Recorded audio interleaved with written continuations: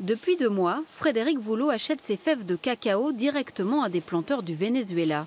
Des fèves d'exception qui vont lui permettre de fabriquer un chocolat unique. Avec la traçabilité, par exemple, on peut voir qu'elle vient de la région Kumboto et l'origine, c'est Bromélia.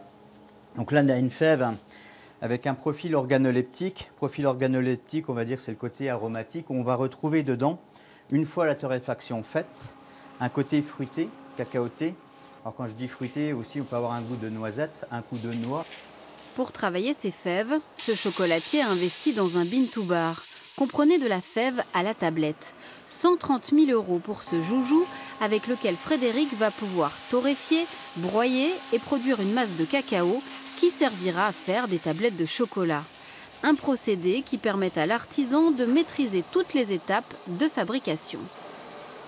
J'adore mon métier de base, de faire des bonbons de chocolat, des moulages de Pâques, de Noël, ainsi de suite.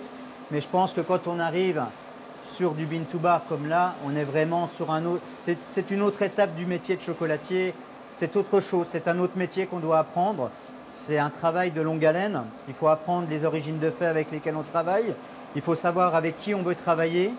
Donc, puis c'est génial parce qu'il y a toujours quelque chose à faire derrière une fève, quoi. Grâce à ce process, Frédéric est entré dans le cercle restreint des couverturiers, les fabricants de chocolat. Ils ne sont qu'une vingtaine en France.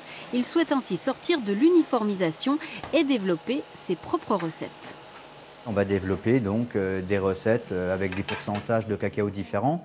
On peut avoir du chocolat noir jusqu'à 80%, 90%. Donc là, pour l'instant, le plus haut, il fait 74% de cacao. Après Pâques, j'ai des nouvelles recettes qui vont arriver, qui seront élaborées. Fred Voulot a concrétisé son rêve en ouvrant son propre magasin à Golbey il y a 2 mois.